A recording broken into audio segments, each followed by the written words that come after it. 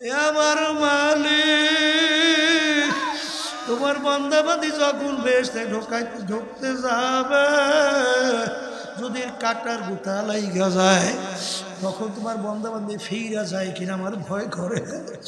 আমার মালিক, বাজান বেহেশতের চতুর্পাশে কিসের কাঠের তারার বেড়া। বাজান ফজরের সময় মুয়াজ্জিন শীতের দিন যখন মসজিদে আজান দেয়, সালাতু খায়রুম মিনান নাওম, ঘুম হইতে নামাজ ভালো। কত আরামের ঘুম, ল্যাপ কম্বল ফালাইয়া ঠান্ডা পানিতে অনেক সময় উজু কইরা মসজিদে যাইয়া দাঁড়ানো কষ্ট লাগে কি লাগে না?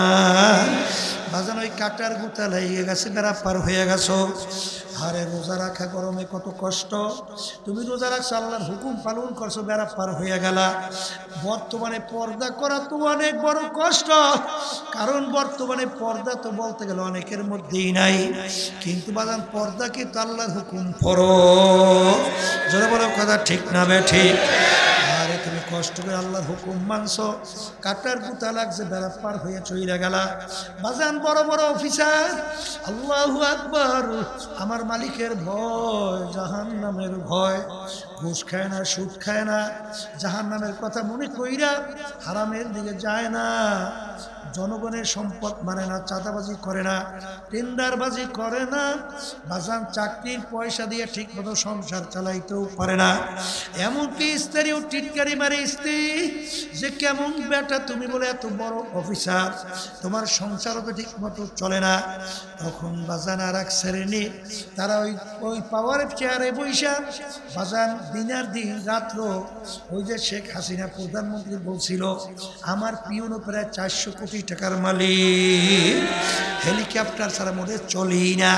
তোর বাপের টাকা না তোর 14 গোষ্ঠীর টাকা? আমাদের বাংলাদেশের প্রতিটা 18 কোটি মানুষের জনগণের কামাই করা টাকা। জোরে বলো কথা ঠিক না ঠিক?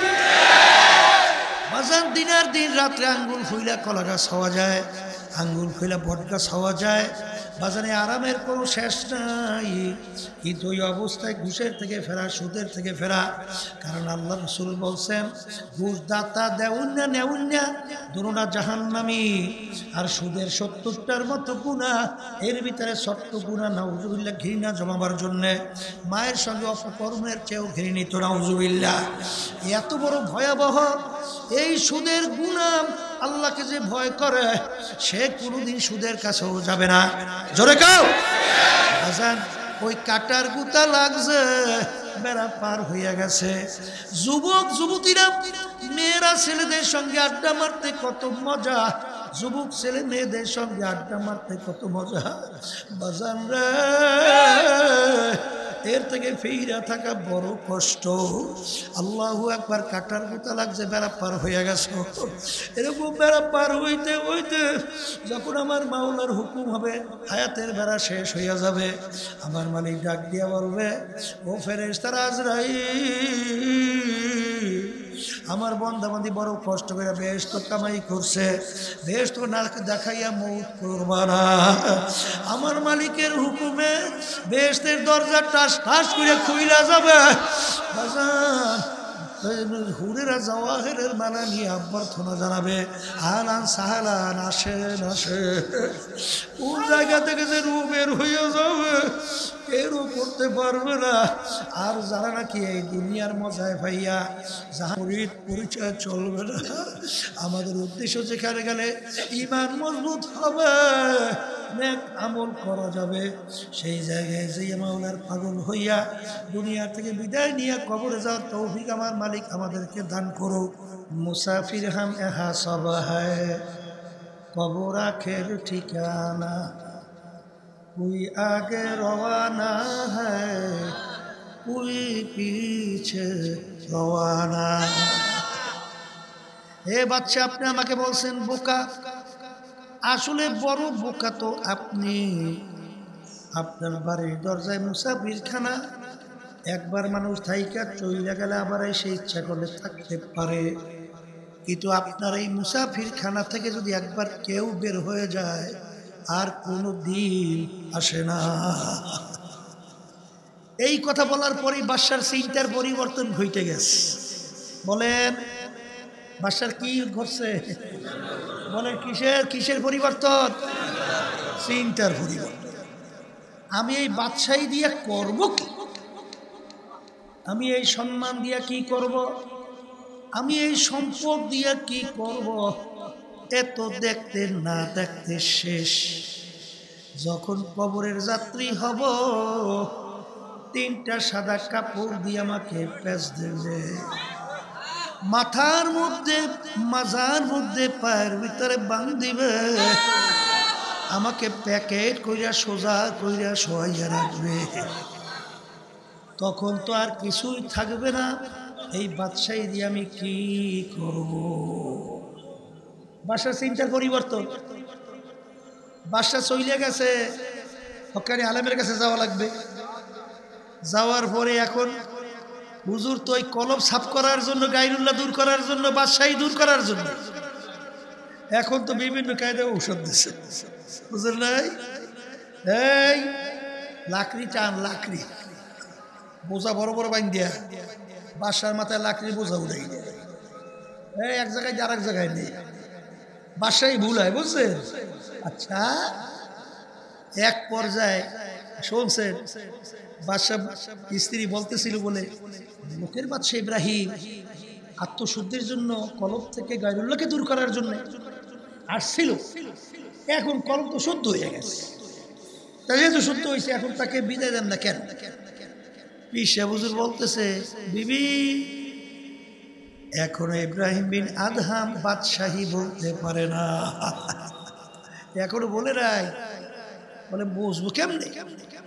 এখন যে লাকড়ি বাঁধে তাকে বসে লাকড়ি বোঝার একটু বড় করে বাঁধ নিতে যেন কষ্ট হয়, আর যেখানে নামায় সেখানে বলছে সহজে নামাবা না, একটু তাল বাহানা করবা।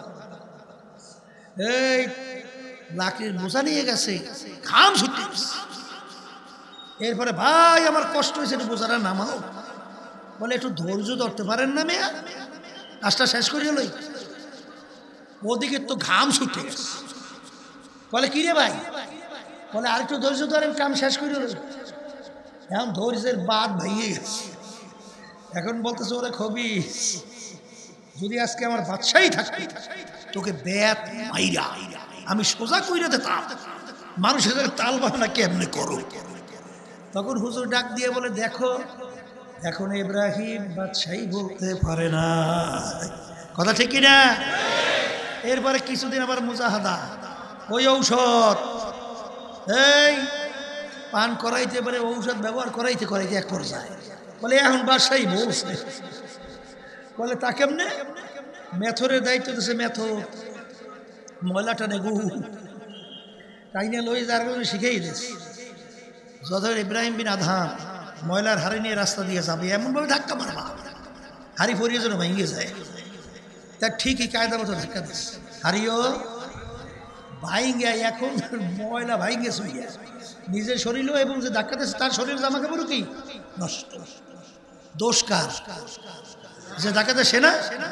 উল্টা ইব্রাহিম বিন আদহাম রহমাতুল্লাহি আলাইহি তার পাও জড়াইয়া ধরে কান্দে আর বলে, ভাই আপনি আমাকে মাফ কইরা দেন, আপনার কাপড় চোপড় নষ্ট হয়ে গেছে, ময়লার হাড়ি নিয়ে উচিত ছিল আমার রাস্তার নিচ দিয়ে যাওয়া, আমি রাস্তা দিয়ে কেন চললাম?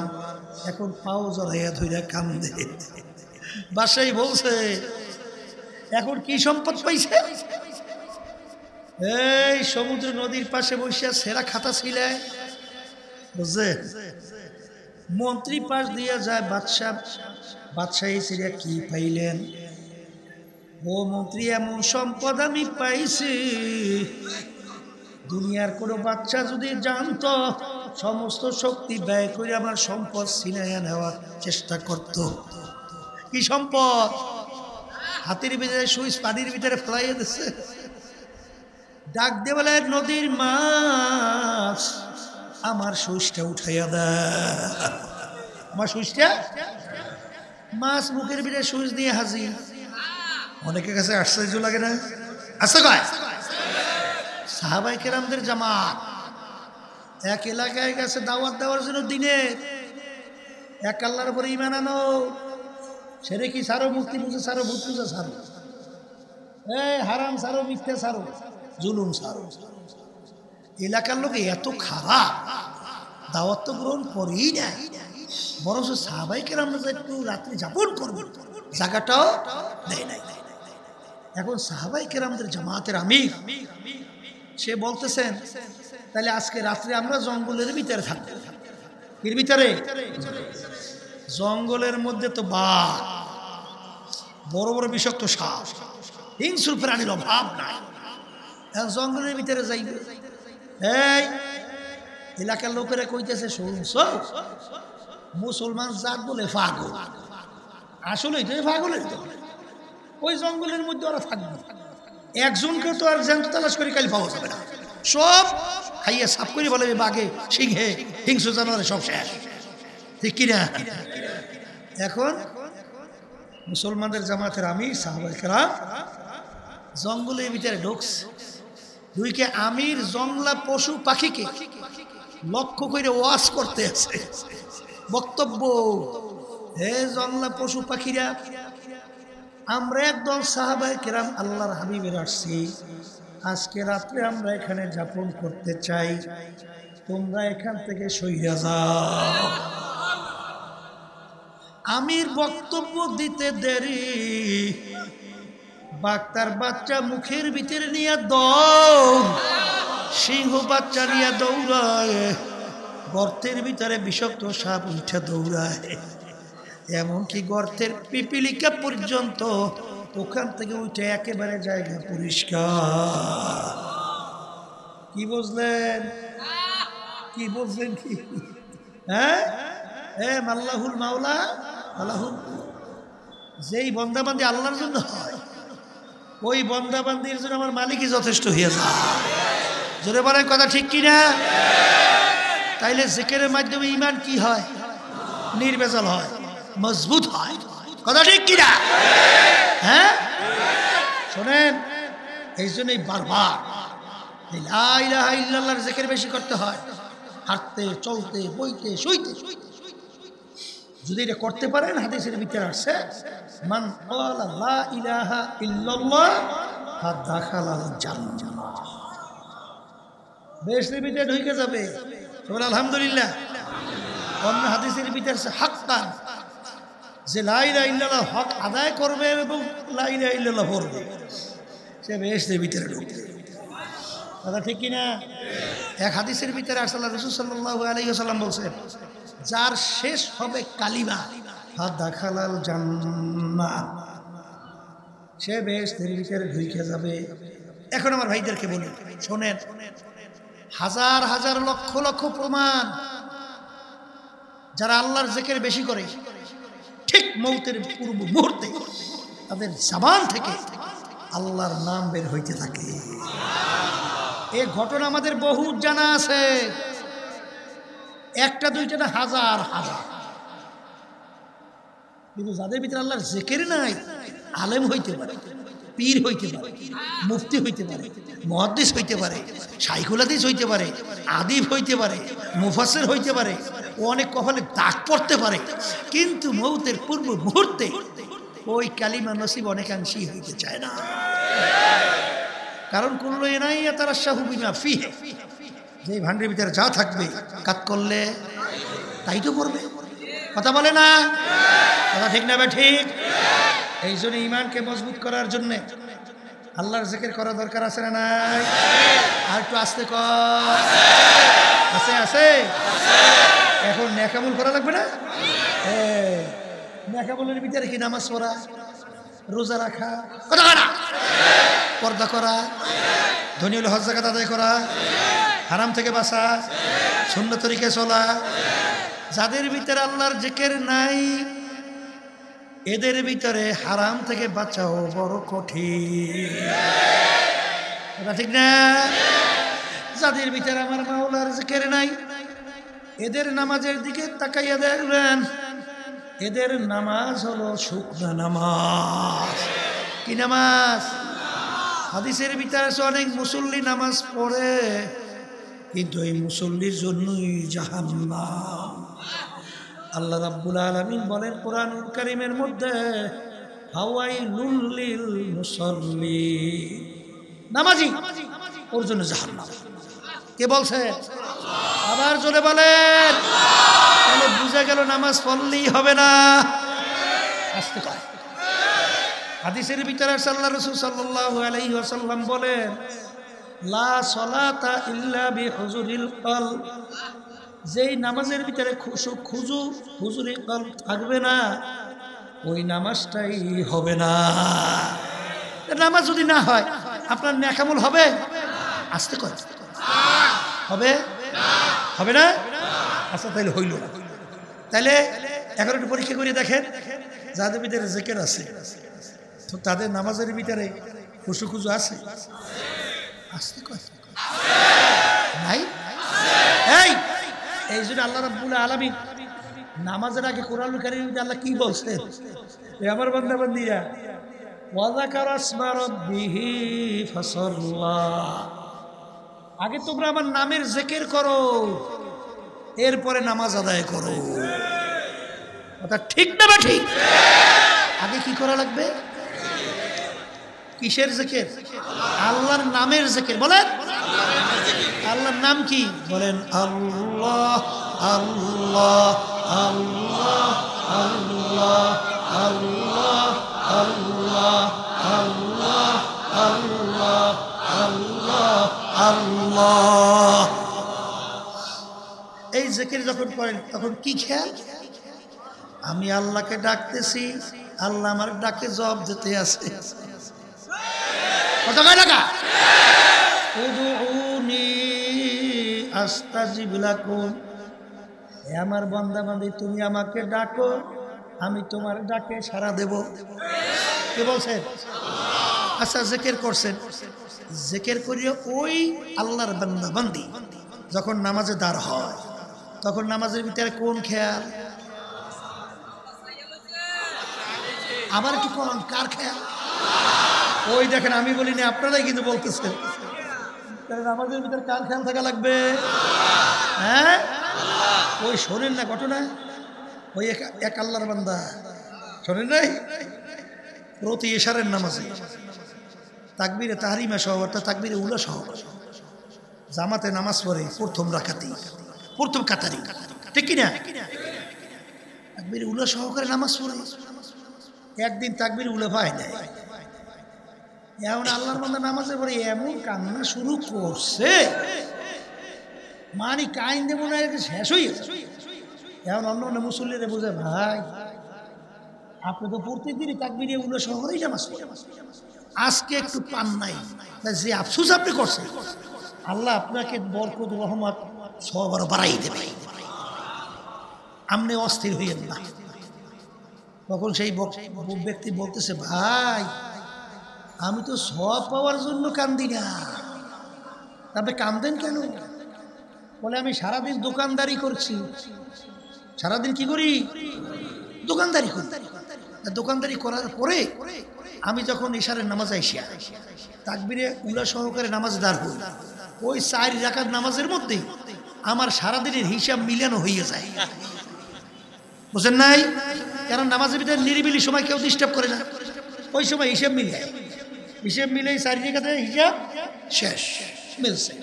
আজকে যখন আমি তাকবীরে উলা পাই না, আজকে আমার হিসাবটা আমি মিলাইতে পারি না, এই আফসোসে আমি কান্দি। নাউজুবিল্লাহ, নাউজুবিল্লাহ। অনেকে তো নামাজ পড়ে ঠিক, কিন্তু নামাজের দেল ঠিক না। আসতে কয়, এই দেল ঠিক করার জন্য আমার মালিকের জিকির বেশি বেশি করা লাগবে। কথা ঠিক কিনা? পাগলামি মনে করিয়েন না। আমার কথা না, কোনো পীরের কথা না, কোনো চরমনের কথা না, আল্লাহর কথা, আল্লাহর রসুলের কথা। জোরে বলেন কথা ঠিক? আমি কোরআন কেন আয়া শুনেই নেই? আয়া শুনেই নেই? তোমরা আমার নামের জিকির করো, এরপর নামাজ আদায় করো। তা আল্লাহর নামের জিকির করা লাগে না? আস্তে কর, লাগে লাগে লাগে। তাহলে আল্লাহর জিকির বেশি করলে ওই নামাজের মধ্যে খেয়াল আসে কার? যখন বান্দা বান্দি নামাজের ভিতরে দাঁড় হয়, তখন তার খেয়াল আসে আমার মাওলা আমার দিকে চাইয়া আছে। যখন আপনি ওস্তাদের সামনে দাঁড় হন তখন আপনি আদব সহকারে দাঁড় হন না, গলার টান সিনা টান করিয়া। আর একটু আস্তে কর। বাপমার সামনে যখন দাঁড় হন আস্তে কর। মুরব্বির সামনে যখন দাঁড় হয়, কথা ঠিক, যেইটাই বুক টান করে গলা টান করে দাঁড় হয় ওটা বেয়াদব নাকি? আর বেয়াদব মাহরুমে গাছ তাজ ফজলে নাকি বেয়াদব হয়, আল্লাহর রহমত থেকে বঞ্চিত হয়। কি আমি ভুল বলছি না ঠিক বলছি? অনেকে নামাজ পড়ে তো ঠিক, ও আল্লাহ আমাকে 2 রেখাত পড়তে পারি নাই, 1 রেখাত পড়তে পারি নাই, এর মধ্যে 4 রেখাত শেষ। আপনারা দেখেন নাই মনে, আমরা কিন্তু দেখছি কোন সময় দাঁড়াইছে, কোন সময় রুকুতে গেছে, কোন সময় সেজদায় করছে, আল্লাহ জানে আর ও জানে। ও মনে হয় পাগল হয়ে গেছে, কোন সময় লাভ দিয়ে মসজিদে নামবে। আসতে না ভুল না ঠিক? হ্যাঁ, এই নামাজ আল্লাহ পড়তে কইছে, হ্যাঁ এই নামাজ পড়তে কইছে, তাইলে নামাজের ভিতরে দিল ঠিক করা লাগবে না? কি দরকার লাগবে? এই দিল ঠিক করার জন্যই আল্লাহর জিকির বেশি করা লাগবে, কথা ঠিক? কারণ বান্দাবান্দি যখন দাঁড় হয় খেয়াল কার? রুকুতে যায় তাসবিহ আদায় করে খেয়াল কার? সেজদায় যায় তাসবিহ আদায় করে খেয়াল কার? বৈঠকে বসছে এই বিভিন্ন তাশাহুদ পড়ে না, না পড়ে না, দুরূদ শরীফ পড়ে না, খেয়াল কার? এই খেয়াল করে নামাজ পড়ার জন্য, এই আমলের ভিতরে নেক আমল হওয়ার জন্য আল্লাহর জিকির করা লাগে। একটু আসতে পারে লাগে লাগে, একটু পরীক্ষা করিয়ে দেখেন, পরীক্ষা করিয়ে দেখেন। আর হাদিসের মধ্যে আসছে আল্লাহ রাসূল সাল্লাল্লাহু আলাইহি ওয়াসাল্লাম বলছেন, কিয়ামতের ময়দান যেদিন অন্য কোনো ছায়া থাকবে না, একমাত্র আল্লাহর স্পেশাল আরশের ছায়া ছাড়া, একমাত্র আল্লাহর স্পেশাল আরশের ছায়া, সেদিন 7 প্রকার লোককে রব্বুল আলামিন ডাইকা ডাইকা তার আরশে ছায়া দান করবে। কয় প্রকার?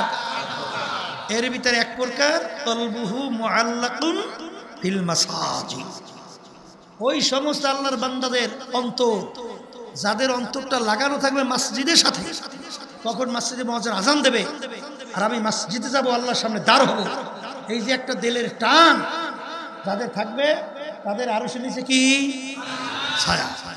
আর ওই প্রকার আল্লাহর বান্দাবান্দি তাদেরকে আল্লাহ আরশে ছায়া দান করবে। কোন আল্লাহ বান্দি? যারা নির্জনে গোপনে আল্লাহর জিকির করতে করতে ফাফাজাত আইনাহু, তাদের 2 চোখের থেকে পানি ছাড়বে আর নিজের গুনার কথা মনে করবে, মাওলার দরবারে কাঁদবে, জাহান্নাম থেকে মাপ চাবে। এই জাকিরিনকে আল্লাহ ডাইকে তার আরশে ছায়া দান করবে। জোরে বলেন, কথা ঠিক না বে ঠিক? এখন আর বাজানদেরকে বলবো, তাইলে ইমান মজবুত করার জন্য, নেক আমল করার জন্য তরিকার ঔষধ দরকার আছে? আসতে কর, আছে আছে। শোনেন, এই যে 5ই আগস্ট জুলাইয়ের কিছুদিন বাংলাদেশে যে তাণ্ডব ঘটছে, হাজার হাজার মানুষ মারি ফেলাইছে না? আসতে কয় মারছে না? আমাদের উঠতি বয়সে ভবিষ্যৎ বাংলাদেশের প্রজন্ম সন্তানগুলো মেধাবী মেধাবী, এই সন্তানগুলোকে নিরপরাধ ওদেরকে পাখির মতো গুলি করে মারে নাই? মারছে? শোনেন, ওর কলব খারাপ হওয়ার কারণেই ও মানুষ মারতে পারছে, কথা ঠিক না? কলব যাদের ভালো হয়ে গেছে, আল্লাহর ভয় যাদের কলবে পয়দা হয়েছে, তারা কোনো দিন আশাবুল মাখলুকাত মানুষ মারতে পারে? আবার জোরকান পারে? ওদের কলব খারাপ হওয়ার কারণেই আমাদের বাংলাদেশে আমার রিক্সাওয়ালা বাজানরা এই রোদ্রের ভিতরে রিক্সা চালায়, মাথার ঘাম পড়তে থাকে টপ টপ কইরা। এই কষ্ট অর্জিত এই টাকা সরকারি ফান্ডে ট্যাক্স ব্যাডের মাধ্যমে জমা হয় নাই? ওরা ক্ষমতার চেয়ারে বৈশা এই টাকা পাচার কইরা বিদেশে বেগম পাড়া তৈরি করছে। আজকে 11 লক্ষ কোটি টাকার উপরে বিদেশে পাচার করছে, কথা কয় না? পারছে কেমনে? কলব কোন খারাপ, কি খারাপ? এই কলব খারাপ হওয়ার কারণে এই কাণ্ড ঘটাইতে পারছে। আর মিথ্যে কথা বলে তো মনে হয় যেন ওহী নাযিল ইতিহাস। নাউযুবিল্লাহ মিন যালিক। এইরকম মিথ্যে কথা মানুষ কয়, এ জীবনে শুনিও না, দেখিও নাই। আমি ভুল কইছি? আমাদের বরিশালে একটা কথা আছে, কাশি ফুরিয়ে সাক্ষী। কি ফুরিয়ে? কাশীপুরি সাক্ষীর একটা ইতিহাস শুনছি, কথা বুঝছেন? এই একটা লোক বলে খালি টাকার বিনিময়ে মিথ্যা সাক্ষী দিত। কি বিনিময়? টাকার বিনিময়। এখন একটা মার্ডার হয়েছে, মার্ডার, খুন। এখন ঘরে তো সাক্ষী মানছে, বুঝছেন? কাশীপুর বলে বাড়ি। সাক্ষী মানার পরে এখন আগে তো বিচারকের সামনে যখন সাক্ষী দিত তখন তো কোরআন শরীফ বলে লইয়ে মাথার উপরে এইবার বলে কসম কেটে কওয়া লাগবে, যা বলিব সত্য বলিব, ঠিক না? এই কসম কেটে সাক্ষী দেব। এখন আমার মাথায় তো কোরআন শরীফ, ঠিক না? ওদিকে আবার জজ সামনে সাক্ষী জিজ্ঞাসা করতে আছে, এখন বলতে আছে, তুই খুন দেখছো সমুখে যে করছে? কইতেছে, স্যার আমি বাজার করিয়া ডালা ছিলেন, ডালা ওই যে মালপত্রলা ডালা, আর হাজি সাজি, বুঝলেন তো? ওই সাজির ভিতরে মালটা লই আমি মাথায় করে যাইতে আছি, হঠাৎ চিল্লি শব্দ, আমি দৌড়েই গেছি, যাইয়া দেখি স্যার যে অমুকে এইরকম ভাবে অমুকের এক কোপটা দিতে আছে, আমি হাজিরে নামাইয়েই দেখতেছি অমুকে দেশে কোপটা, এই হাজির নামাইয়েই দেই যে অমুকে দেশে কোপ, অর্থাৎ ওই কোরআন শরীফ যে মাথায় ওই যে হাজির কথা কই ওই নিচে নামাইয়ে ধরছে, জোরে আসে ওই নিচে কোরআন শরীফ ঠুইয়ে কলে অমুকে দেইতেছে কোপ, মারা কোরআন শরীফ লইয়া মিথ্যে কথা কয় নাই। এই তারপরে টিমে আসিল কথা, ঠিক না বেটি? আর এই যে দেখলাম ইদানিং ঘটনা, এ মনে হয় যেন একেবারে দিব্যি কইতে আছে, মনে হয় যেন ফেরেশতা আইতেছে, নাযিল হইতেছে। আল্লাহ আমার সবাইকে মাফ করিয়ে দেয়। কারণ কি? কলব খারাপ। আবার জোরে কর, কি খারাপ? কলব খারাপ। এই জন্য মিথ্যা কথা কইতে বাঁচেও না, ঠিক না? আর সবচেয়ে বড় কবিরা গুণের ভিতরে একটা হইল মিথ্যা সাক্ষী, কথা ঠিক? এই জন্য আমার বাজানদেরকে বলবো, এই রোগ থেকে বাঁচার জন্য, কলব ভালো করার জন্য এই তরিকার ঔষধ লাগে। আমি আসতে গেছি, আপনারও দিয়ে আসতে করেন। আমার বাজানরা আছে খালি হুজুর গোয়া শুন না কান সুখ করিয়ে ঘরে যাই, ডাক্তার না ঘুমায়, ফজরের নামাজে তার কাছে জোরে বলে, কথা ঠিক না ঠিক? ওরে ওয়া শুনিয়া খুব মজা পাইছে। ওই যে শোনেন না এই ঘটনা, এই শিক্ষার দাদা নাতি বয়ান হতে গেছে না, দাদার নাতি এখন হুজুর বয়ান শুনে নাতির বয়ানে ধরছে, মানে তাসির হয়েছে। এখন দাদার নাতি রওনা করছে, হে বাড়ি যাই চলে, সামনে খাল ছিলেন, খাল বাজাই, এখন খাল পার হইতে হলে লঙ্গি উপরে উঠেইতে হয়, বুঝছেন? এখন দাদার সামনে নাতি পিছু, এখন দাদা তো খালের ভিতরে নামে আস্তে আস্তে লঙ্গি উপরে উঠে, খরচ টরচ তো হয়েছে, আরো বেশি হয়েছে। এখন নাতি ডাক দিয়ে বলে, দাদা কাজটা করেন একটু, যে হুজুর বয়ান শুনলাম, কি শুনলাম? ফরজ তরক করা কি হারাম। তা আপনি যে ফরজ তরক হুজুরের কথা আরও তো কিছু করতে আসেন, পিছনে ফিরিয়েই করলে সর্বনাশ তো হইছে। নতুন ওয়াজ শুনুন না তো, কি ওয়াজ শুনুন না নতুন? আয় হুজুর গোয়া সন্তোষ দাড়ি ভাই কে গেছে, হুজুর গোয়াজ কোনদিন খালের এপারে আনি নেই, জোরে আসবেন না। আর আজকে তুই নতুন ওয়াজ শুই না, তুই খালের এপারে বয়ান আনবি? আয় আয় আয় আয়, এরকম এক শ্রেণী আছে না? নাই? হ্যাঁ, ওয়াজ শুনে আমলের নিয়ে শুনতে হইবে না, কি জোরে বলে কথা, ঠিক কি রে? কলো ভালো না করে কবরে গেলে মাপ পাওয়ার আশা আছে। আমার মালিক কি বলে, ইল্লা মান আতাল্লাহ বিকলবিন সালিম, পরিষ্কার পরিচ্ছন্ন সুস্থ ভালো কলব ছাড়া আমার পবিত্র জায়গা বেহেশতের মধ্যে হবে না। জোরে বলেন কথা ঠিক না বেঠিক? হে কবরের যাত্রীরা, হে পর্দার আড়ালের মা বোনেরা, বাজান উলামায়ে কেরাম বয়ানের পরে অনেক সময় দেখবেন বলে ওমা আলাইনা ইল্লাল বালা। এ কবরের যাত্রীরা, আমাদের দায়িত্ব কর্তব্য তোমাদের কাছে পৌঁছানো। মানো বা না মানো, এটা বুঝবা আমার মালিকের সঙ্গে। জোরে বলেন কথা ঠিক না বেঠিক? হে আল্লাহর বান্দারা, পর্দা আলে মা বোনেরা, ইমানকে মজবুত করা লাগবে, ইমানকে নির্ভেজাল করা লাগবে। আমার আব্বাজান রহমাতুল্লাহ আলাইহি বলতেন, বাজন কারো ইমান 10 টাকা, কারো 100, কারো 1000, কারো লক্ষ, কারো কোটি। আর এক শ্রেণীর আল্লাহর বান্দা বান্দি দুনিয়ার ভিতরে সব যদি তাদের পায়ের উপরে ফেলাই দেওয়া হয়, আল্লাহর ফজল করবে, তাদের ইমান বিক্রি হবে না। কিন্তু বাজান বড় কষ্টের ব্যাপার, হাদিসের মধ্যে আসে আল্লাহ রাসূল সাল্লাল্লাহু আলাইহি ওয়াসাল্লাম বলছেন, শেষ জামানার মধ্যে ঈমানদারদের ঈমানের উপরে মজবুত থাকা এত কষ্ট হবে, জ্বলন্ত একটা আগুনের আংটা হাতের মুঠার ভিতরে রাখতে যত কষ্ট, তার চেয়েও বেশি কষ্ট হবে ঈমানদারদের ঈমানের উপরে মজবুত থাকা। কিন্তু যত কষ্ট হোক না কেন, এক শ্রেণীর আল্লাহর বান্দা বান্দি আমার উম্মতেরা থাকবে, যত বিপদ মুসিবত আসুক, যত তাদের টাকার অফার দেয়, ক্ষমতার অফার দেয়, যত বিভিন্ন লোভনীয় কিছু তাদেরকে অফার করা হোক, যত সম্মানিত তাদেরকে দেখাক না কেন, আল্লাহর ফজল কর্মে তাদের ঈমান বিক্রি হবে না। এ আল্লাহর বান্দারা, আমাকে আল্লাহ মাফ করুক, আমাদের সবাইকে মাফ করুক। আমিনু কামা আমানান নাস।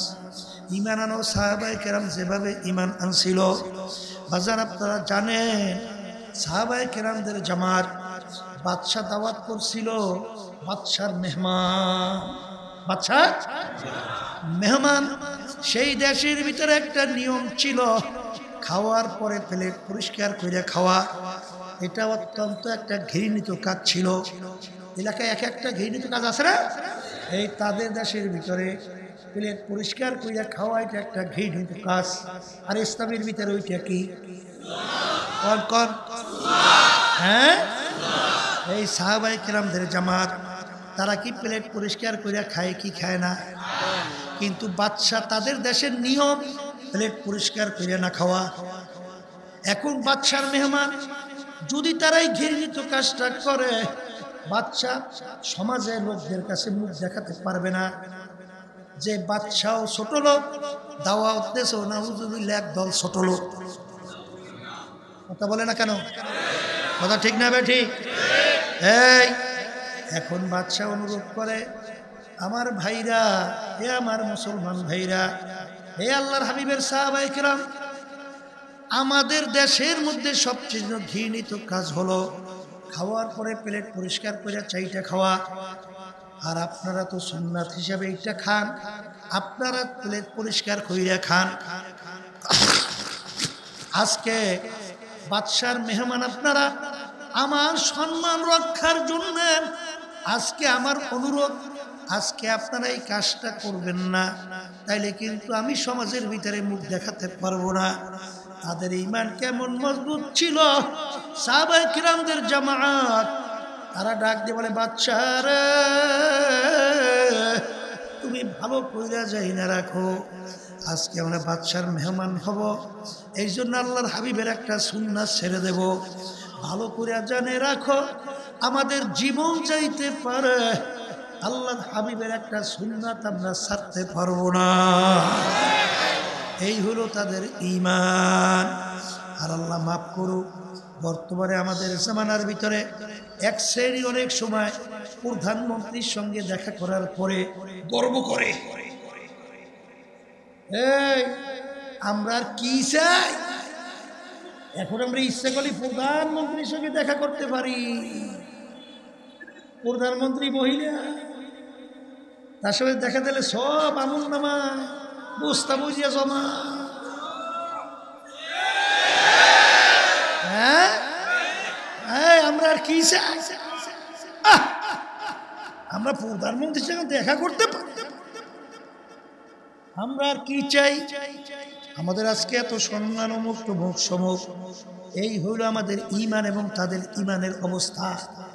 ওমর ফারুক রাদিয়াল্লাহু তাআলা আনহু বাজান তার আয়ত্তের ভিতরে যখন নীল নদী আইসা গেল, নীল নদীর একটা নিয়ম, প্রতি বছর একটা সময় শুকিয়ে যাইত।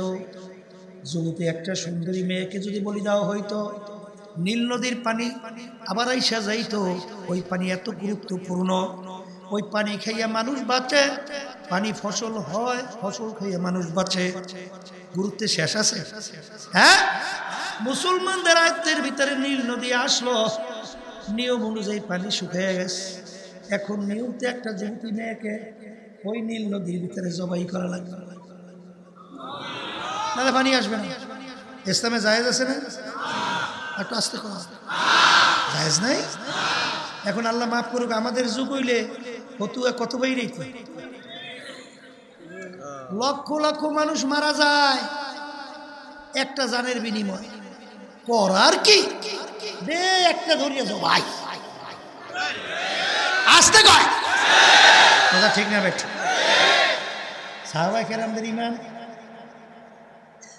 আমিরের কাছে যখন গেল, আমির বলতেছে ইন্না লিল্লাহ, কথার কথা ইন্না লিল্লাহ কি বলো? তাহলে একটা মেয়ে জবাই দেওয়ার ভিতরে পানি আসা না যাওয়ার ক্ষমতা, তাহলে আমার মালিকের ক্ষমতা একো। আল্লাহু আকবার, আমার মালিক সর্বদিক থেকে বড়, কথা কয় না? এই আমির নীল নদীর কাছে চিঠি লেখে, হে নীল নদী, তুমি যদি আল্লাহর হুকুমে জারি হও তাইলে তুমি জারি হইয়া যাও, আর যদি আল্লাহর হুকুমে জারি না হও তোমাদের পানি আমাদের লাগবে না। এই চিঠি নিয়ে নীল নদীর ভিতরে ফেলাও। ঈমান কি জিনিস? হ্যাঁ, চিঠি নিয়ে নীল নদীর ভিতরে ফেলাইল, ফালালের সঙ্গে সঙ্গে পানি এসে নীল নদী টইটুম্বর ভরা। ওই যে নীল নদী পানিতে ভরছে, আজ পর্যন্ত শুকায় না। এর নাম হইল ঈমান। কথা ঠিক না? ঠিক। আর বর্তমানে চলছে হিংসার রাজনীতি। এক শ্রেণী বর্তমানে বাইরেছে সর্বনয় বলে দেখতেই কেমনে সর্বনয়কে দাবাইবে, মনে হয় ঠিক মতো খাইতেও পারে, ঘুম তো মনে হয় আসি। কথা ঠিক না? আল্লাহ মাফ করুক আমার সবাই। দুনিয়া সমস্ত গুনার মূলই হলো এই দুনিয়ার মোহ। সর্বনয় ডাবাই না, বুঝলাম ডাবলো, এতে তোমার উপকার কি? বড় সে হিংসার আগুনে তোমার সব নেকি শেষ। কথা কয় না? আল্লাহ মাফ করুক। সরমনিতে যাওয়ার পরে নামাজি মানুষগুলো বেনামাজি হয়, আসতে কয় এই ভালো লোকগুলো সব খারাপ হয়ে যায়। হ্যাঁ, যাদের জীবনে কোনোদিন গুনার কথা মনে কইরা চোখে পানি ছিল না, এখন তাদের চোখের দিকে তাকাইলে দেখবা চক্ষুগুলা সবসময় মাওলার ভয়, মাওলার আযাব ও গজবের ভয়। গুনার কথা মনে কইরা তাদের চোখে থেকে বাইয়া বাইয়া টপ টপ কইরা পানি পড়তে থাকে। আসতে কয়। তারপরে আমরা কাজ করি মাঠে ময়দানে, ভুল থাকতে পারে না? আসতে কয় পারে না? তাহলে আমরা বলি নাই, আব্বাজান বলে নাই যে আমরা আমাদের ভুল হইতেই পারে, আপনাদের দায়িত্ব কি? আমাদেরকে ধরাই দেওয়া। কোরআন হাদিস অনুযায়ী যে আমরা শুধরাইয়া সেটা সংশোধন না করি, তখন আমাদের বিরুদ্ধে একটা দুইটা মাইক নেয়, আরো 1000 মাইক লাগাইয়া বিরুদ্ধে করিয়া। এই জোরে বলেন, কথা ঠিক বলছি না ভুল বলছি? হ্যাঁ, তাহলে সরমুনায় যাওয়ার পর তো এই যে কোনোদিন জীবনে পশ্চিমে সেজদা দেয় না, এরকম বহুত লোক এখন নামাজের সময় সব ফালাইয়া দৌড়ায় মসজিদে যায় যায় যায় যায় যায় না? এই সেদিন করে আমি আসছি মিয়া ওই যে সিলে বুঝলেন হবিগঞ্জ না মৌলভীবাজার একটা ছেলে মানে একটা জওয়ান ও বলতেছে হুজুর আমি গত ফাল্গুনে সর্বনাশ এর আগে সর্বনাশ যাই নাই হুজুর আমি কোনোদিন পশ্চিমে সেজদা দেই নাই কোনোদিন হুজুর নামাজ পড়ি না কিন্তু সর্বনাশ যাওয়ার পরে হুজুর আল্লাহ আমার এই পরিবর্তন করছে ভালো হয়েছে না খারাপ হয়েছে তাই তুমি এটা সহ্য করতে পারো না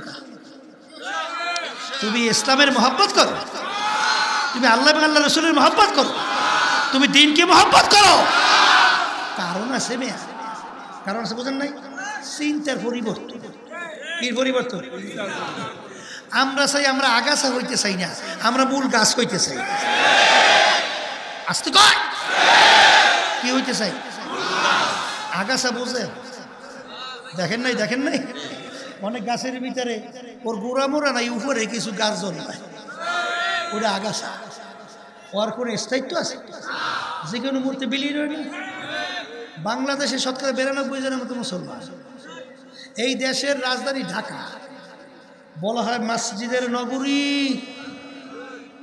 বলে না এই দেশের রাস্তার মোড়ে মোড়ে মসজিদ মাদ্রাসার অভাব আছে আলেম ওলামা তোলাবার অভাব এই দেশে জুমার দিন মসজিদে দেখেন তো মুসল্লি ধরে এই দেশের মধ্যে আজানের শব্দে বাচ্চাদের ঘুম ভাঙে না আজানের শব্দে বাচ্চারা মায়ের কোলে ঘরে যায় না আচ্ছা এই দেশের মধ্যে ইসলাম নামক গাছটা যদি মজবুত না হয় তাইলে এই ইসলাম নামক গাছটা মজবুত হবে ভারতে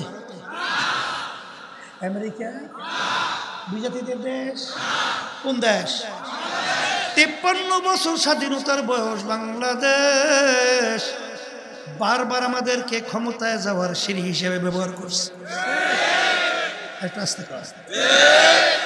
বারবার আমরা পরগাছা হয়েছি আমাদের বারবার পরগাছা বানাইয়া ওরা বারবার আমাদেরকে ধোঁকা দিয়া আজকে বাংলাদেশের মধ্যে পাঠ্যসূচির ভিতর থেকে টোটাল ইসলামকে উঠাইয়া ফেলছে আস্তে ইসলামের ইতিহাসকে বিকৃত ঘটাইয়া মিথ্যা ইতিহাসের মাধ্যমে আমাদের ভবিষ্যৎ প্রজন্ম সন্তানদেরকে ইসলাম মুসলমান বিদ্বেষী বানাবার তৈরি আস্তে কথা ঠিক না বেঠি ইসলাম নামক গাছটা মজবুত হয়েছে আস্তে আস্তে কিন্তু এই দেশে কি মজবুত হওয়ার সুযোগ নেই নাই নাই নাই নাই নাই ইসলামী আন্দোলন বাংলাদেশ আল্লাহর ফজল ও করমে আপনাদের দোয়ায় 1987 সালে প্রতিষ্ঠিত হয়েছে কত কিন্তু আজ পর্যন্ত ইসলামী আন্দোলনের ব্যানার এবং তার মার্কা একজন এমপিও কিন্তু সংসদে যায় নাই এখন কইতে পারেন হুজুর আমাকে সমর্থন নাই যাইবেন কেন কিন্তু যারা ফরগাছা হয়েছে তাদের সে বুড়োও কিন্তু সমর্থন কম না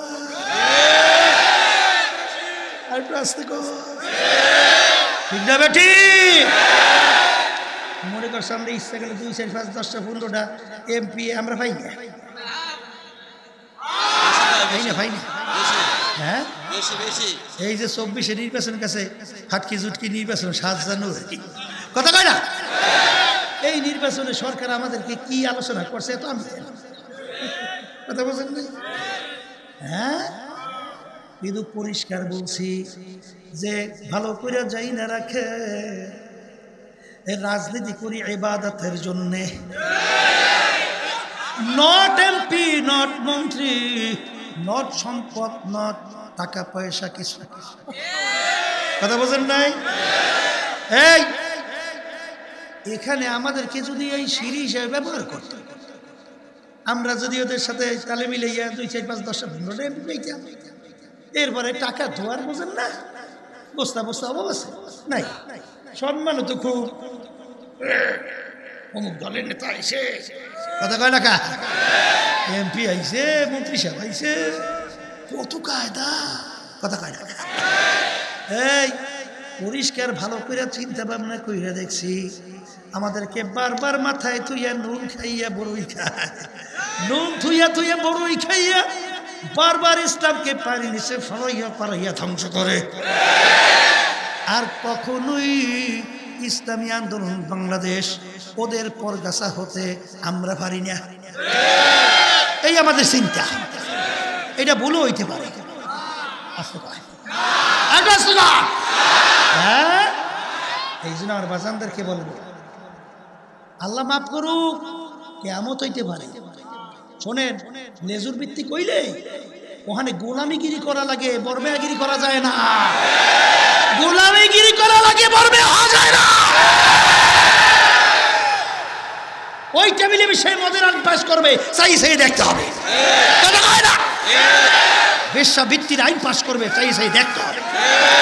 কিচ্ছু বলার নাই, ঠিক না বেঠিক? এই জন্য আমার বাজানদেরকে বলবো, পর্দা আলে মা বোনরা যারা শুনতেছে, মনে করছেন ইসলামী আন্দোলন বাংলাদেশ আমরা তো একেবারে একটা ছোট করে একটু কিছু, ঠিক না? কিন্তু আল্লাহর রহমতে আল্লাহ অনেক বরকত দান করছে। আল্লাহর আমাদের 300 বাংলাদেশে আসলে প্রার্থী দেওয়ার তৌফিক আল্লাহ আমাদেরকে দান করছে, বুঝলেন? বাংলাদেশের ভিতরে আল্লাহর রহমতে আপনাদের দোয়ায় ইসলামের বিরুদ্ধে, দেশের বিরুদ্ধে, মানবতার বিরুদ্ধে যখন কোনো ষড়যন্ত্র হয়, আল্লাহর রহমতে যখন এই অন্যায় প্রতিবাদ, যখন হকের ন্যায়ের পক্ষে আওয়াজ দিয়ে যখন রাজপথে নামি, আল্লাহর রহমতে আর কিছু হোকবে না, ওই শয়তানদের কলিজের ভিতরে আগুন ডরে ভয় দেখে আর কিছু হোকবে না, ঠিক না? অনেক খবর তো জানি। এই যখন নাকি ঘটনা, ওই যে শোনেন নাই, ওই যে বাংলাদেশে নাম ছিল না, ওই যে শাহবাগে তৈরি হয়েছিল এক গ্রুপ, মনে আছে? কি জানি গ্রুপটার নাম? গণজাগরণ হয়েছিল না? সর্বনাই গিয়ে আছে সব বড় বড় অফিসার, বুঝছে? যাই আমার সাথে আলোচনা করে, হুজুর আপনারা যদি রাস্তায় নামেন দেশের অবস্থা হইবে কি? আমি বলতেছি তাড়াতাড়ি কাজ একটা করেন, তাইলে তাড়াতাড়ি আবার 2-1 অ্যারেস্ট করে। ওই 2-1 অ্যারেস্ট না করলে আমরা কিন্তু নামতে আছি, কোনো খাতে নামবই না, কথা ঠিক না? ঠিক। এরপরে আলহামদুলিল্লাহ ওখান দিয়ে অর্ডার করছে, 2-1 অ্যারেস্ট কিন্তু হয়ে গেছে। টক টক টক টক। এই যে ছাত্ররা নামছে কি বৈষম্য বিরোধী আন্দোলন না, এবং কি কইছিল এই কোটা সংস্কার, ওদের দাবিটাকে ন্যায্য না অন্যায্য ছিল। এই ন্যায্য দাবি নিয়ে যখন নামছে, ওরে গুলি পাখির পিঁপড়ার মতো মানুষ মারে। আমরা তো রাজনীতি করি, আমার মাথা খালি ঘুরতে আসছে, আল্লাহ কি অবস্থা। আমাদের ওই যে সায়দাবাদ আমরা একটা হসপিটাল করছি না, আল কারিম জেনারেল হসপিটাল, ও হসপিটালে মিটিং করতে আসছে, আমার মাথার মধ্যে দেশের অবস্থা করতে আসছে। আমি মহাসচিবকে বললাম তাড়াতাড়ি একটা জরুরি মিটিং ডাকে। আমার কথা বলেন যে পিছিয়ে বুঝে আসতেছে, বুঝি সামিল মিটিং ডাকছি, তারা উড়া করিয়ে আসছে সবাই। আমি তেমন অন্যকে কথা তেমন বলতে দিই, আমি আলোচনা রাখি। আমি বললাম ইসলামী আন্দোলন প্রতিষ্ঠিত হয়েছে ন্যায়ের পক্ষে, অন্যায়ের প্রতিবাদে। না, এখানে কি হবে তা জানি না। আল্লাহ যত আমাদের শক্তি দান করছেন, এই অবস্থায় ন্যায়ের পক্ষে নামতে হবে, অন্যায়ের প্রতিবাদ করতে হবে। এই সর্বপ্রথম কোন রাজনৈতিক দল তাদের ব্যানারে কিন্তু রাস্তায় নামতে সাহস পায় নাই, কেউ পায় নাই। আমরা কিন্তু নির্দ্বিধায় ওই ব্যানার লইয়ে রাস্তায় নেমে গেছি। ওই বক্তব্য শোনেন নাই? নরবিশ্বাস না, মনে আছে তো? আছে।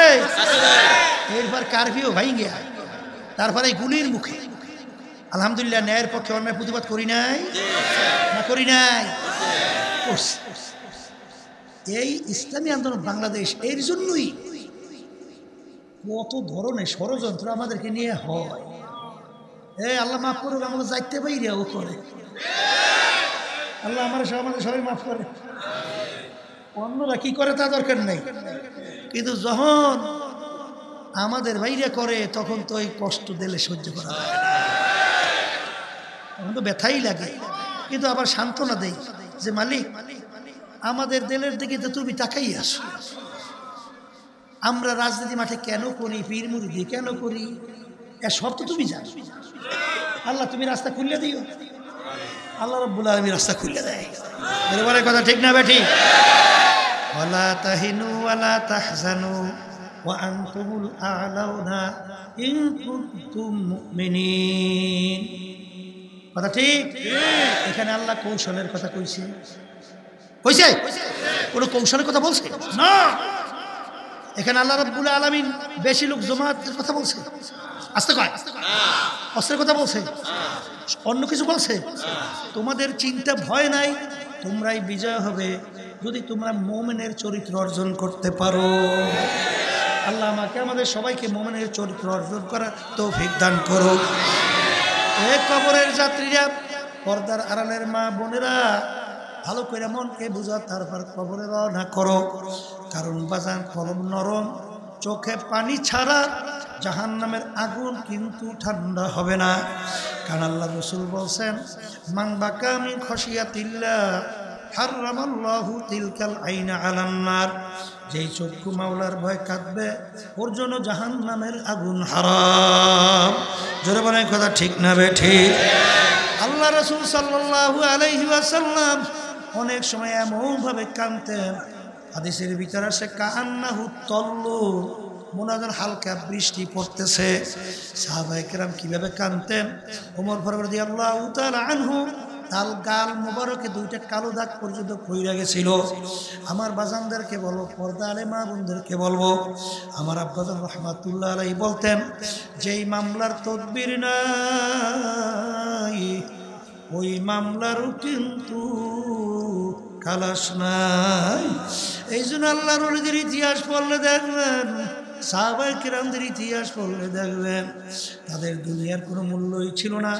সব সময় চিন্তা ছিল কিভাবে আমার মাওলাকে রাজি খুশি করা যায়, কোন কাজে আমার মাওলা বেজার, সেই পথে এক পাও জীবন গেলেও যেত না। আর যেই মাওলা পথে আমার মালিক খুশি, হুঁশ থাকতে জীবন থাকতে সেই পথ ছাড়ে নাই। জোরে বলেন কথা ঠিক কিনা?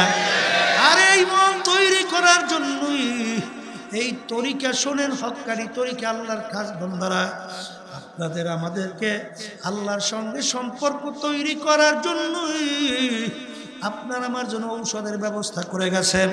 আমি বাজানদেরকে বলবো, পর্দারে মা বোনদেরকে বলবো, এই ঔষধ পরীক্ষা করে দেখো। আমার দাদাজান বলতেন, পরিবর্তন না আসলে গালি দিও।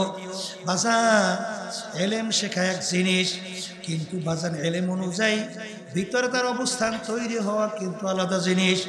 বাজান আমার মালিক বলেন, ইন্নামা ইয়াখশাল্লাহা মিন ইবাদিহিল উলামা। আলেম বলা হয় তাকে যার ভিতরে আমার ভয় পয়দা হবে। আলেম হইতে পারে, শাইখুল হাদিস হইতে পারে, মুফতি মুহাদ্দিস হইতে পারে, পীর হইতে পারে, যদি তার ভিতরে আল্লাহর ভয় পয়দা না হয়, সে শুধু জানছে ইবলিস শয়তান কিন্তু অনেক জানেন না পণ্ডিত ছিল।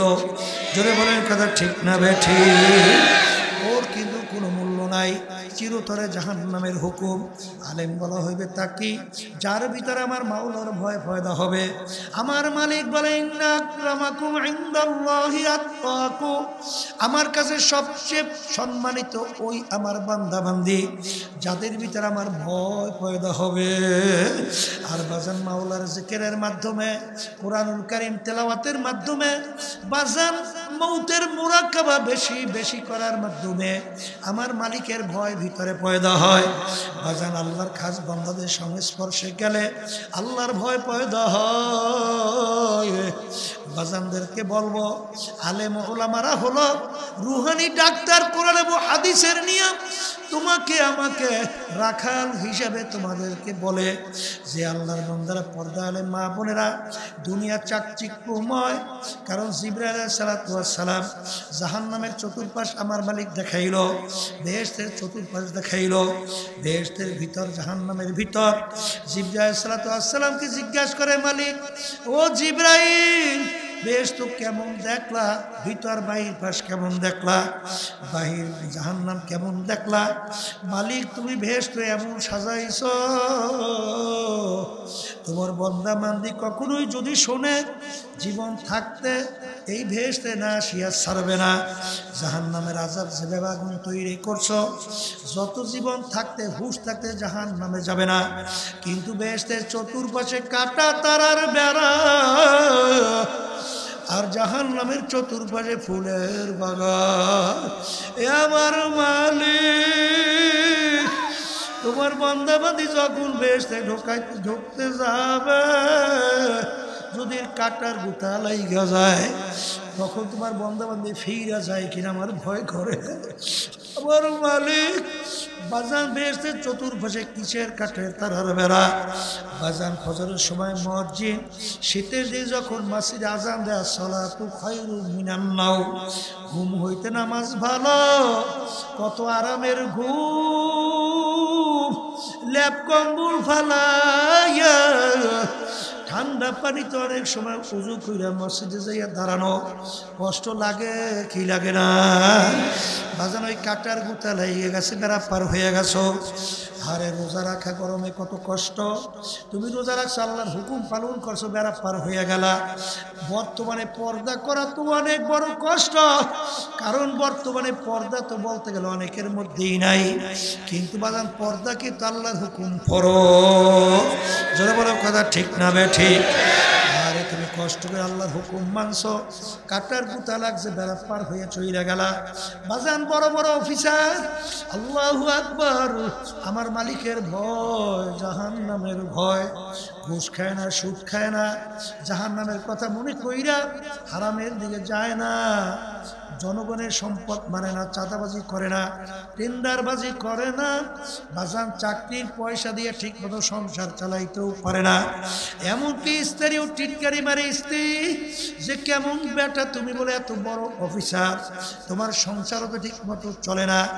তখন বাজান আর এক শ্রেণী, তারা ওই পাওয়ারের চেয়ারে বৈশা বাজান দিনের দিন রাত্র, ওই যে শেখ হাসিনা প্রধানমন্ত্রী বলছিল আমার পিউনও প্রায় 400 কোটি টাকার মালিক, হেলিকপ্টার ছাড়া মনে চলেই না। তোর বাপের টাকা না তোর 14 গোষ্ঠীর টাকা? আমাদের বাংলাদেশের প্রতিটা 18 কোটি মানুষের জনগণের কামাই করা টাকা। জোরে বলো কথা ঠিক না ঠিক? বাজান দিনের দিন রাত্রে আঙ্গুল ফুইলা কলা গাছ হওয়া যায়, আঙ্গুল ফুইলা বট গাছ হওয়া যায়, বাজারে আরামের কোনো শেষ নাই। কিন্তু ওই অবস্থায় ঘুষের থেকে ফেরা, সুদের থেকে ফেরা, কারণ আল্লাহ রাসূল বলছেন ঘুষ দাতা দেউন্না নেউন্না দুনোটা জাহান্নামী, আর সুদের 70টার মতো গুনাহ, এর ভিতরে 70 গুনাহ নাউজুবিল্লাহ ঘৃণা জমাবার জন্যে, মায়ের সঙ্গে অপকর্মের চেয়েও ঘৃণিত নাউজুবিল্লাহ। এত বড় ভয়াবহ এই সুদের গুনাহ, আল্লাহকে যে ভয় করে সে কোনোদিন সুদের কাছেও যাবে না। জোরে কাও আজান, ওই কাটার গুতা লাগছে, বেড়া পার হইয়া গেছে। যুবক যুবতীরা, মেয়েরা ছেলেদের সঙ্গে আড্ডা মারতে কত মজা, যুবক ছেলে মেয়েদের সঙ্গে আড্ডা মারতে কত মজা। বাজান রে, এর থেকে ফিরা থাকা বড় কষ্ট। আল্লাহু আকবার, কাটার গুতা লাগছে, বেড়া পার হইয়া গেছে। এরকম বেড়া পার হইতে হইতে যখন আমার মাওলার হুকুম হবে হায়াতের বেড়া শেষ হইয়া যাবে, আমার মালিক ডাক দিয়া বলবে ও ফেরেশতারা আজরাইল, আমার বান্দাবান্দি বড় কষ্ট করে বেহেশত কামাই করছে, বেহেশত না দেখাইয়া মউত করবা না। আমার মালিকের হুকুমে বেহেশতের দরজা টাস টাস করে খুইলা যাবে। বাজান হুরেরা জওয়াহিরের মালা নিয়ে অভ্যর্থনা জানাবে, আহলান সাহলান, আসেন আসেন। কোন জায়গা থেকে যে রু বের হইয়া যাবে কেউ করতে পারবে না। আর যারা নাকি এই দুনিয়ার মজায় পাইয়া যাহা পরিচয় চলবে না, আমাদের উদ্দেশ্য যেখানে গেলে ঈমান মজবুত হবে, নেক আমল করা যাবে, সেই জায়গায় যে মাওলার পাগল হইয়া দুনিয়া থেকে বিদায় নিয়ে কবরে যাওয়ার তৌফিক আমার মালিক আমাদেরকে দান করুক। আল্লাহুম্মা আমিন। এ ঘরের মেয়ে লোকেরা হাত উঠাও, গুনার কথা মনে করো, দু চোখের পানি ফালাও, আমার মালিকের দরবারে কান্দ আর মাপ চাও। যদি কান্না না আসে মনকে বুঝার এমন, একদিন এই ঘরের দরজা দিয়া নতুন বউ হয়ে উঠছিল রে মন। কত মেয়ে লোকে শরবত খাওয়াইল, কত মেয়ে লোকে বাতাস করলো। আবার এমন একটা দিন আসবে এই ঘরের দরজা দিয়া মরা লাশ হইয়া বের হবা। ছেলে কানবে মামা করে, মেয়ে কানবে মা করে। জবাব তো আর দিবা না। এ আল্লাহ, আপনি মাঠের দিকে চাইয়া দেখে আপনার বান্দারা কীভাবে কান্দে। আমাদের ছেলেও মরে নাই, মেয়েও মরে নাই, গুনাহ করে বসছি রে, মাফ করে দেন গো মাওলা, মাফ করে দেন। এ আল্লাহ, যাদের উসিলায় মাহফিল হইল, যারা মাহফিলের জন্য চেষ্টা খাটনি সাহায্য করলো, আমরা যারা মাহফিলে উপস্থিত হয়ে গেলাম, আমাদের সবার উপরে খাস মেহেরবানি নাযিল করেন আল্লাহ।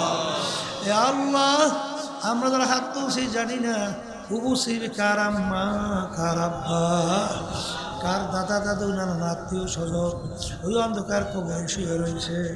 মালিক, আমরা দোয়া করলাম তাদের কবরকে বেহেশতের বাগান বানায়া দেন আল্লাহ, মাহফিলকে হেদায়েতের জরিয়া বানায়া দেন। এ আল্লাহ, কে কোন নিয়ে হাত তুলছে জানি না, সবার দিলের নেক মাকসাদ পুরা করে দেন। সুবহান রাব্বিকা রাব্বিল ইজ্জাতি আম্মা ইয়াসিফুন ওয়া সালামুন আলাল মুরসালিন।